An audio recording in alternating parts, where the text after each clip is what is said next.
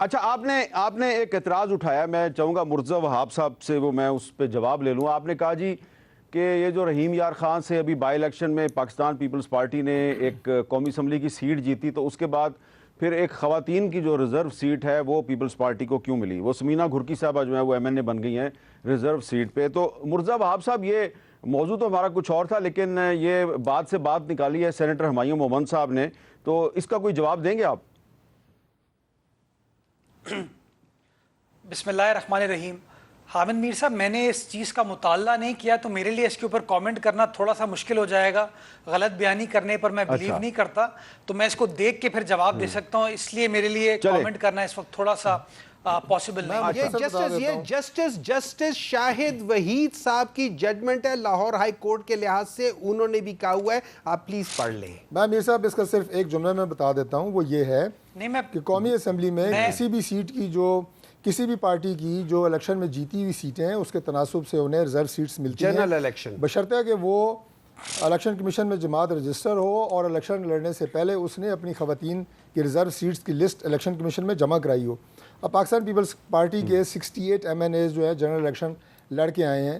یہ ایک ضمنی الیکشن ہوا اور جب وہاں سے ایک نئے MNA ان کے آئے اور وہ 69 ان کی تعداد ہو گئی، تو 4.5 MNAs کہ میل MNAs یا جنرل سیٹس کے عوض آپ کو ایک ریزرو سیٹ ملتی ہے، تو ان کی ایک ریزرو سیٹ کا اضافہ ہو گیا. تو یہ تو ایک آپ یہ کہیں کہ میتھمیٹکس ہے، اس میں کوئی پالیٹکس نہیں ہے، اس میں کوئی اور چیز نہیں ہے. چلیں آپ نے، کیونکہ آپ چیف وپ ہیں مسلم لیگ نون کے اور پیپلز پارٹی آپ کی اتحادی ہے، تو آپ MNA بھی ہیں، تو آپ نے بات کے لیے کر دیا. اچھا مرتضی وہاب صاحب، یہ جو اب ہم اپنے موضوع پہ آ جاتے ہیں کہ پیپلز پارٹی بھی کہتی ہے کہ کانسٹیٹیوشنل کوڈ بننا چاہیے، مسلم لیگ نون بھی چاہتی ہے کانسٹیٹیوشنل کوڈ بننا چاہیے، تحریک انصاف بھی ویسے اس کی مخالف نہیں ہے لیکن اس کو ٹائمنگ پہ اعتراض ہے. لیکن یہ جو اس وقت یہ ججز کی ایک دوسرے کے ساتھ لڑائی جو ہے وہ پوری قوم کے سامنے، ایک لفظ میں استعمال کرنے پہ مجبور ہوں کہ تماشا بنی ہوئی ہے.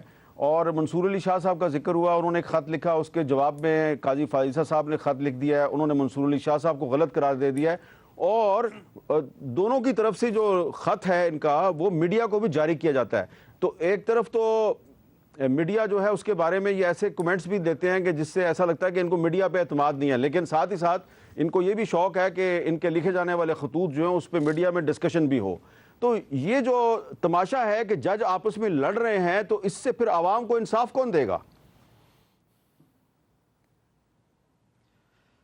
میر صاحب، انصاف نہیں مل رہا. جو سینیٹر صاحب بات کر رہے تھے نا، وہ بات درست ہے کہ اگر ہزاروں کی تعداد میں زیر التوا مقدمات ہوں گے اور ایک عام آدمی کا مسئلہ حل نہیں ہو رہا ہوگا تو نیچرلی شکوک و شبہات بڑھیں گے. اور اب آئین پاکستان کے تحت پارلیمان کا یہ اختیار ہے، استحقاق ہے، اس کی ذمہ داری ہے کہ اگر مسائل ہوں ان مسائل کو حل کرنے کے لیے عوام کے جو چوزن ریپرزینٹیٹیوز ہیں وہ بیٹھیں اور معاملہ سازی کریں، آئین سازی کریں، قانون سازی کریں. تو میں سمجھتا ہوں یہ تو ٹیسٹ کیس ہے کہ ہر سیاسی جماعت اس بات سے اتفاق کرتی ہے کہ ہاں مسئلہ ہے، لیکن وہ مسئلے کا انیشیٹو کون لے گا حل کرنے کے لیے. یہ ہمارے ملک کی بدقسمتی ہے کہ ہم اس کو پولیٹیسائز اتنا کر دیتے ہیں کہ لوگ اپنی پوزیشن سے ہٹ نہیں پاتے. یقین جانیں جب عمران خان صاحب کی حکومت تھی تو ان کے بھی تاثرات یہی ہوں گے. جب پیپلز پارٹی کی 2008 سے 13 حکومت تھی، آپ کور کرتے تھے جس طریقے سے ہماری حکومت کے ساتھ معاملات کو ڈیل کیا جاتا تھا وہ سب کے سامنے ہے. میں بڑے احترام کے ساتھ یہ کہنا چاہوں گا کہ 2007 میں اس ملک کی معزز عدلیہ کو پولیٹیسائز کرنے کا ایک سلسلہ سٹارٹ ہوا اور بدقسمتی کے ساتھ آج بھی وہ سلسلہ چل رہا ہے. میرے نزدیک نہ قاضی فائز عیسیٰ صاحب امپورٹنٹ ہیں، نہ منیب اختر صاحب امپورٹنٹ ہیں، نہ منصور علی شاہ صاحب امپورٹنٹ ہیں. میرے نزدیک یہ جو عدل کا ادارہ ہے یہ امپورٹنٹ ہے، یہ انصاف کا ادارہ امپورٹنٹ ہے. اور میں بحیثیت وکیل سوال یہی پوچھتا ہوں کہ کیا لائرز موومنٹ کے بعد جو سوال اٹھا تھا کہ لوگوں کو سستا، معیاری، فوری انصاف ملے گا، کیا ان لوگوں کو مل پایا؟ نہیں مل پایا. کیا ابھی بھی ہمارے پاس سال مقدمات زیر التوا ہیں؟ ہاں ہیں. کیا اس طرح کے مقدمات آپ کے پاس نہیں آتے میڈیا پہ جہاں آپ کو پتہ چلتا ہے کہ معزز سپریم کورٹ نے کسی شخص کو باعزت بری کیا اور بعد میں پتہ چلتا ہے کہ 2 سال پہلے اس بندے کی پھانسی ہو چکی ہے یا اس بندے کی موت ہو چکی ہے؟ اس سے بڑا مس کیریج آف جسٹس کی مثال آپ کو کہیں نہیں ملے گی. تو میں یہ سمجھتا ہوں جب ہم سب کو اس بات کا ادراک ہے کہ یہ مسئلہ ہے تو اس مسئلے کا حل کیا ہے یا مسئلے کی وجہ کیا ہے. وجہ بنیادی طور پر حامد میر صاحب یہ ہے کہ اگر مرتضی وہاب اور حامد میر کا ڈسپیوٹ ہے نا وہ کوئی ٹیلی ویژن چینل کور نہیں کرے گا. اگر مرتضی وہاب اور ہمایوں صاحب کا ڈسپیوٹ ہے تو کوئی اخبار کی ہیڈ لائن نہیں ہوگی. لیکن اگر سپریم کورٹ کے کورٹ نمبر 1 میں اگر ہائی کورٹ کے کورٹ نمبر 1 میں کسی سیاسی نیچر کا مقدمہ چل رہا ہوگا نا آپ تمام اپنے معاملات کو ختم کر کے اس کیس کو کور کر رہے ہوں گے. وہ کیسز جو پولیٹیکل نیچر کے ہیں جو ہائی پروفائل کیسز ہوتے ہیں وہ فوقیت لے جاتے ہیں ایک عام آدمی کے کیس کے اوپر. تو حکومت یہ سمجھتی ہے اس کے اتحادی یہ سمجھتے ہیں ذمہ دار جو سیاسی اراکین ہیں یا بلاول بھٹو زرداری صاحب جو اپنا کردار ادا کر رہے ہیں وہ یہ سمجھتے ہیں کہ یہ پرابلم تو ہے, اس پرابلم کو حل جو ہے وہ آخر میں سیاست دانوں کو ہی کرنا ہے. آپ نے دیکھ لیا کہ آپ نے 18ویں آئینی ترمیم کے بعد منیر بھٹی کیس کے بعد جب آپ نے آل پاورفل جوڈیشری بنا دی جس کے اندر پارلیمان کا کوئی کردار اب نہیں ہے, اس کا نتیجہ آپ نے دیکھ لیا کہ لوگوں کے کیسز کے نمبرز میں اضافہ ہو رہا ہے, انصاف کے تناسب میں اضافہ نہیں ہو رہا. تو کہیں نہ کہیں ان آئین ساز لوگوں کو ان پارلیمان ساز لوگوں کو اس معاملے کو حل کرنے کے لیے اپنا کردار ادا کرنے کی ضرورت ہے. تو میں سمجھتا ہوں میں شخصیات سے باہر نکل کے اس قوم کا سوچنا چاہیے, اس ریاست کا سوچنا چاہیے اور کس طریقے سے وہ 25 کروڑ عوام کے جو انصاف کے مسائل آپ کو حل کرنے وہ آپ کیسے ڈیلیور کر پائیں گے. عمران خان صاحب کو انصاف مل جائے گا, نواز شریف صاحب کو انصاف مل جائے گا, لیکن کیا آپ کے کیمرہ مین کو انصاف مل جائے گا؟ کیا جو محنت کش مزدور سڑک پر بیٹھا ہوا ہے کیا اس کو انصاف مل پا رہا ہے؟ میرا یہ ماننا ہے ان کو انصاف نہیں مل پا رہا. اچھا میں کیمرہ مین جو ہے اس کو تو میرا خیال ہے واقعی انصاف نہیں مل رہا, اس کے ساتھ تو بہت ہی ناانصافی ہو رہی ہے پاکستان کے اکثر کیمرہ مینوں کے ساتھ.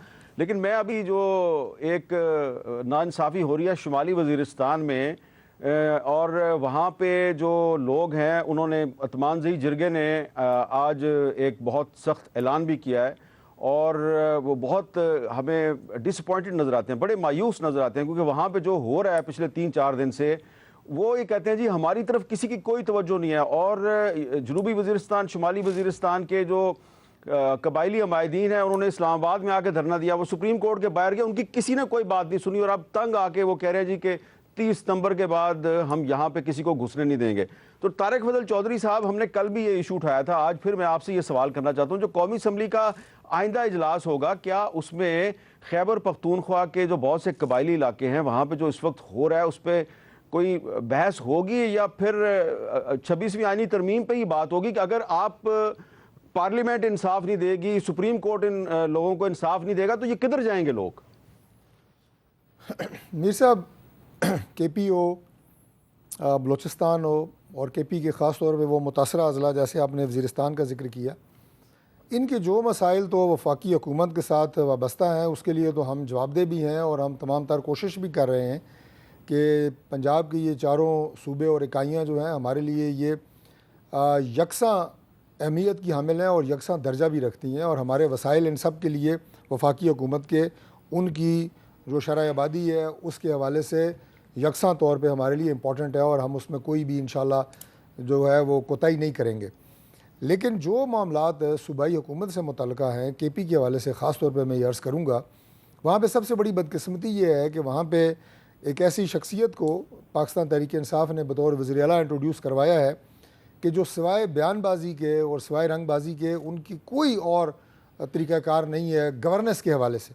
ابھی آپ یہ دیکھیں کہ ہمارے یہاں سے کوئی 20 کے قریب ایمبیسڈرز جو ہیں وہ سوات جاتے ہیں اور اب ان کی وہاں پہ لوکل حفاظتی انتظامات سارے جو ہیں وہ صوبائی حکومت کے ہیں. لیکن صوبائی حکومت اس وقت کیا کر رہی ہے, ان کے میجورٹی پولیس اہلکار, ان کے ریسکیو 1122 کی گاڑیاں جو ایمبولینس سروس دیتی ہیں پورے صوبے کو, وہ ساری کی ساری ایک جلوس کی شکل میں لاہور فتح کرنے کے لیے نکلے ہوئے ہیں جناب جی ٹی روڈ پہ وزیر اعلیٰ صاحب کی زیر قیادت.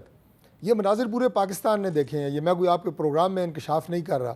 تو میری گزارش یہ ہے کہ خدا کا واسطہ ہے جو آپ کی صوبائی حکومت کی ذمہ داریاں ہیں امن و امان کے حوالے سے, لا اینڈ آرڈر کے حوالے سے, وہ آپ ادا کریں.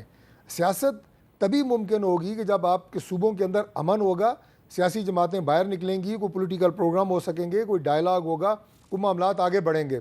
لیکن اگر آپ کا فوکس صرف بیان بازی پہ ہے اور دوسرے صوبوں کے اوپر وزیر اعلیٰ جو ہیں وہ لشکر کشی کے ذریعے چڑھائی کرنے کی کوشش کریں گے تو اس طرح معاملات جو ہیں وہ کیسے آگے چلیں گے. اور میں کے پی کی عوام سے بھی یہ گزارش کروں گا کہ خدا کا واسطہ ہے کہ صرف بیان بازی پہ نہ دیکھیں, صرف الفاظ نہ دیکھیں کہ کس نے کیا الفاظ ادا کیے ہیں, آپ یہ دیکھیں کہ عملی طور پہ.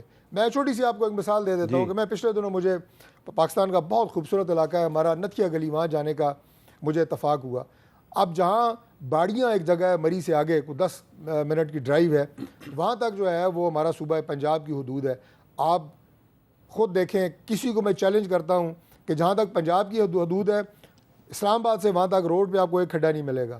باڑیاں سے آگے نتھیا گلی تک جائیں, روڈ کی آپ حالت دیکھیں. میرے لیے خود, میں کافی عرصے بعد گیا, افسوسناک. اچھا میں چاہتا ہوں یہ سڑکوں کی صورتحال میں بعد میں بات کر لیں گے. یہ میں عرض کر رہا ہوں اس سے بڑا مسئلہ ہے, اس سے بڑا مسئلہ اس وقت شمالی وزیرستان کا ہے. لیکن جہاں تک وزیرستان کی بات ہے جو ان کے کنسرن فیڈرل گورنمنٹ میں ذرا یہ ہمایوں محمد صاحب سے یہ سوال کر لیتا ہوں. ہمایوں محمد صاحب یہ بتائیں کہ کیا چیف منسٹر خیبر پختونخوا علی مین گنڈا پور صاحب کو میر علی یا عمران شاہ کا دورہ نہیں کرنا چاہیے؟ طارق فضل چودھری صاحب کہتے ہیں کہ وہ بار بار لاہور فتح کرنے آ رہے ہیں تو ان کو میر علی اور عمران شاہ کی طرف نہیں جانا چاہیے؟ دیکھیے, سب سے پہلے تو مجھے ایک بہت سٹرونگ ریزرویشن ہے اس بات پہ کہ کوئی شخص یہ کہے کہ کے پی والے پنجاب فتح کرنے آ رہے ہیں یا سندھ والے کے پی فتح کرنے جا رہے ہیں یا فلانا ہے. یہ بیسیکلی ایک جو ایتھنسٹی کی جنگ آپ کریٹ کرنا چاہتے ہیں. جب آپ پنجاب کارڈ, جب آپ سندھ کارڈ, جب آپ کے پی کارڈ, جب آپ بلوچستان کارڈ استعمال کرتے ہیں تو آپ بیسیکلی ڈویژن کی طرف جاتے ہیں. میں تو سمجھتا ہوں اس قسم کی بات کرنا ہی ایک بہت بڑا گناہ کبیرہ ہونا چاہیے کہ آپ اس کو ڈیوائیڈ کرنے کی کوشش کریں. میں مثال اس لحاظ سے دیتا ہوں کہ ہمارے یہاں پہ پولیٹیشنز نے اسی علی امین گنڈا پور کے اوپر بین لگایا تھا کہ یہ پنجاب میں انٹر نہیں ہو سکتے ہیں. Can you imagine a Pakistani کی ناٹ انٹر پنجاب؟ حامد میر صاحب کیا آپ بتائیں کیا یہ چیز ہے؟ نمبر 2, ایک اور بات جو بات کر رہے ہیں کہ یہ لے کر گئے تھے اور وہاں پہ یہ واقعہ ہوا تھا, یہ بام بلاسٹ سارا تھا, کیا آپ لوگوں نے جو وہاں کی پروونشل گورنمنٹ کو بتا کے کیا تھا؟ جتنا مجھے علم ہے provincial government was not taken into confidence, they were not told about the programme.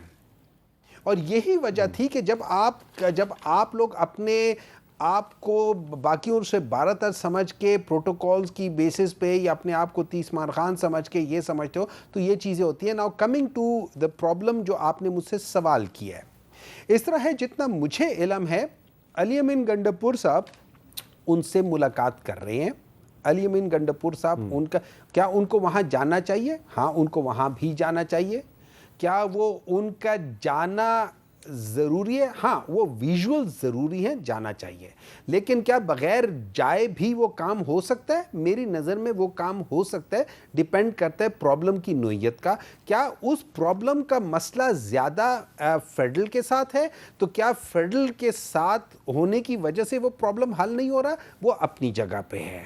ٹھیک ہے, یہ ساری چیزیں ہمیں دیکھیں اچھی بات ہے کہ آپ محتاط انداز میں بات کر رہے ہیں. دیکھیں علی مین گنڈا پور صاحب اگر عمران خان صاحب کا ایشو ریزالو کرنے کے لیے وفاقی اداروں کے ساتھ بات چیت کر سکتے ہیں, جس کا کہ انہوں نے کئی دفعہ اعتراف بھی کیا ہے, تو جو شمالی وزیرستان میں اس وقت ایشو ہے اس کا تعلق بھی فیڈرل سیکیورٹی ایجنسیز کے ساتھ ہے, تو اس پہ بھی علی مین گنڈا پور صاحب کو ان سے بات کرنی چاہیے.